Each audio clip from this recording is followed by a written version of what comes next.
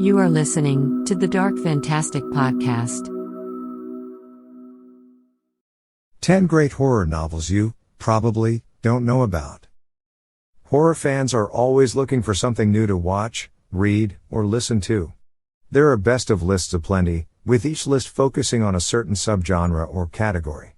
With this list, I am going to include 10 books that I greatly admire, for several reasons, and which I think haven't got their due.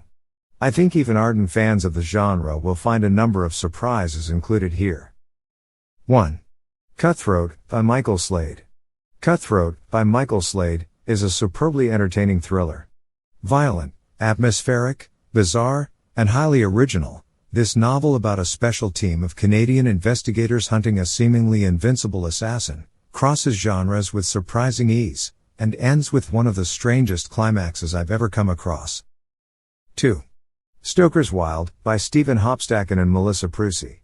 One of the most fun horror/dark fantasy novels in years, Stoker's Wild is one wild ride, and a pleasure for fans of gothic horror and Victorian fiction. The story takes Bram Stoker, freshly appointed as manager of the Lyceum Theatre in London, joins him with the foppish, contrarian, and pre-infamy Oscar Wilde, and pits them against an evil, supernatural enemy that is out for world domination. There are monsters, gore, plenty of action, and more than a modicum of humor, with appearances by a number of historical figures from the era, and nods to numerous horror classics, including the works of Stoker, Wilde, and even the Joss Whedon TV show Angel, 1999 to 2004. 3. Jackals, by Charles L. Grant. Master of quiet horror, Charles L. Grant delivers one of his darkest and most fast-paced novels with Jackals. On the surface, Jackals is a horror tale about Jim, a middle-aged man who dedicates his life to hunting down jackals, a vicious breed of flesh-eating killers who may or may not be human.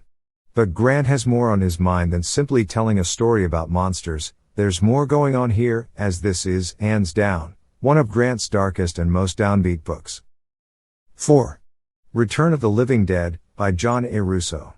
Published in 1979 to little fanfare, screenwriter/novelist John A. Russo's sequel to George A. Romero's Night of the Living Dead, 1968, is a must-read for fans of the seminal film in the zombie subgenre.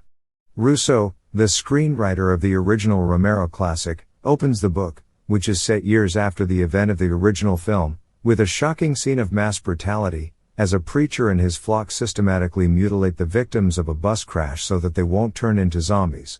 From there, the story gets darker and darker, as Russo introduces us to a number of believable, if not very memorable, characters, and takes them through one nerve-wracking and harrowing situation to the next. 5. Fear Street, Super Chiller. The New Year's Party. By R.L. Stein.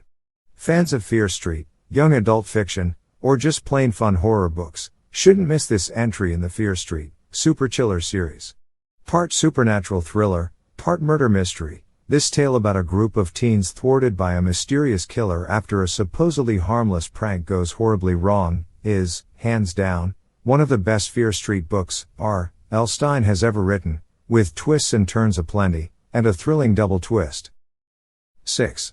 From the Corner of His Eye, by Dean Coons. Dean Coons can be a hell of a frustrating author sometimes. Some of his books are superb, filled with imagination and storytelling prowess, driven by inventive central concepts and an irresistible atmosphere of menace. On the other hand, some of his books, especially ones published later in his career, from the mid-90s onwards, are so repetitive, preachy, and thinly plotted, that one wonders how they could have been written by the same man. From the Corner of His Eye is one of the good ones. In fact, it's one of the very good ones. It combines Coons's masterful ability to keep the reader intrigued, turning the pages effortlessly, with a plethora of imagination and likable characters and a plot that defies categorization. 7. The Light at the End, by John Skipp and Craig Spector. A cult classic splatterpunk vampire novel, The Light at the End is an original, energetic, occasionally terrifying book, with a sense of foreboding lacking in many novels of its kind. Its urban setting, combined with Skipp and Spector's kinetic prose and masterful grasp of atmosphere and visual description, make this a memorable horror novel, and one which has aged very well. It was originally published in 1986. Despite uneven characterization and an underwhelming first third, the sheer visual power of the light at the end makes it deserving of its cult status, and a highly recommended read for anyone in the mood for a cinematic, scary vampire novel. 8. October. By Al Cerantonio. A compelling and ambitious horror novel, with finely drawn characters and a surprisingly humane bent to the writing. It is marred only by an episodic, slightly disjointed feel, and a subdued if somewhat touching ending. As is typical of most of author Al Cerantonio's work, the novel is drenched in Halloween atmospherics. 9. 30 Days of Night, film novelization, by Tim Levin. Novelizations are usually hit or miss, ranging from the entertaining to the trashy. But that's not the case here. Tim Levin takes a flawed script and turns it into a suspenseful, dark piece of horror fiction, in which the characters come to life, unlike the ones in the film, and the atmosphere is so thick you can almost touch it. This is a very good horror novel in its own right, and is a rare beast, in that it is actually better than the film. A must-read for horror fans, and fans of the 30 Days of Night franchise. 10. Bring on the Night, by Jay and Don Davis. A superbly entertaining vampire novel from the 80s, with plenty of atmosphere, well-drawn characters, and one hell of a villain in Kane, a ruthless vampire stalking the streets of Chicago. Worth rediscovering. Honorable mention. Bad Dreams, by A. Kale. A coming-of-age horror novel set in the summer of 1990, about a 13-year-old named Tom, who believes something is after him, something that kills him in his sleep, night after night. Now his only way out of this nightmare is a forgotten straight-to VHS horror movie called Nighthound, which is somehow linked to his bad dreams.